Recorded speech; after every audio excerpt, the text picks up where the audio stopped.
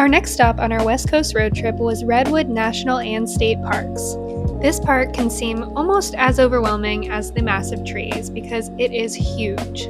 We decided to start out driving down Howland Hill Rd and hit a couple hikes along the way. There's so many hikes to choose from along this road and it's very scenic. We started out walking through Stout Memorial Grove.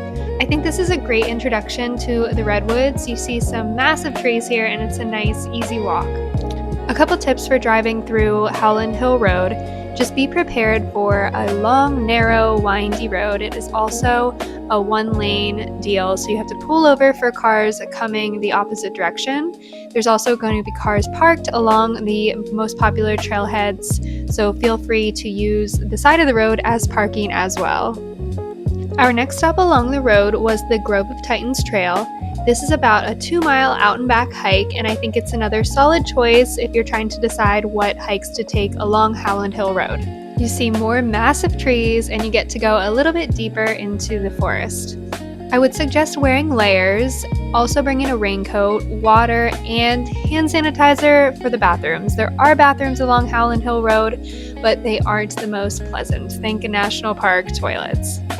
After we drove through this section of the park, we headed to our accommodation in Crescent City. We stayed at the Lighthouse Inn. It was the perfect location because we decided to split the park into 2 sections.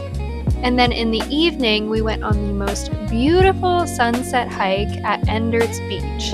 I think this is such a hidden gem, and I highly suggest it if you are in the area. It goes along the coast. It is a short, easy hike, and it is definitely worth it.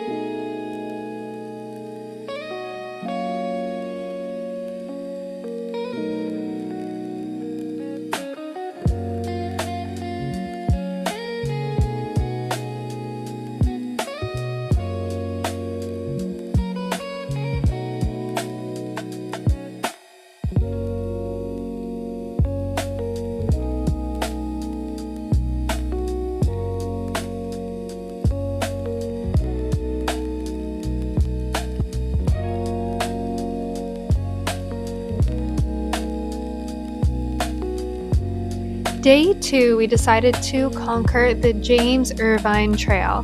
This is a trail that goes from Prairie Creek all the way to Bluffs Beach and Fern Canyon. Now you can drive to Bluffs Beach and then walk to Fern Canyon from there, which is much shorter. Instead, we decided we wanted to hike 13 miles out and back through the deep forest to then be rewarded with the gorgeous views of the ocean.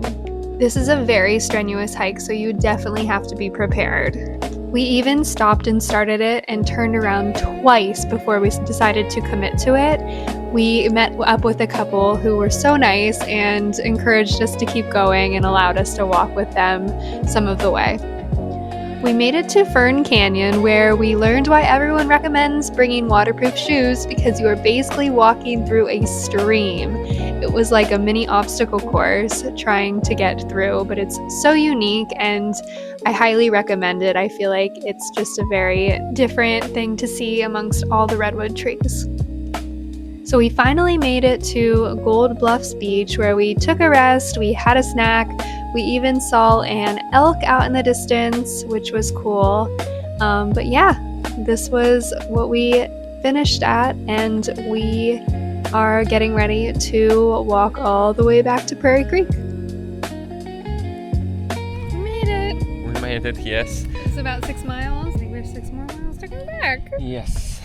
We refill a little bit of our batteries by eating some nice snacks, dry edamame that I really like lightly, and we have also dry cranberries and protein bars. This is where we came from?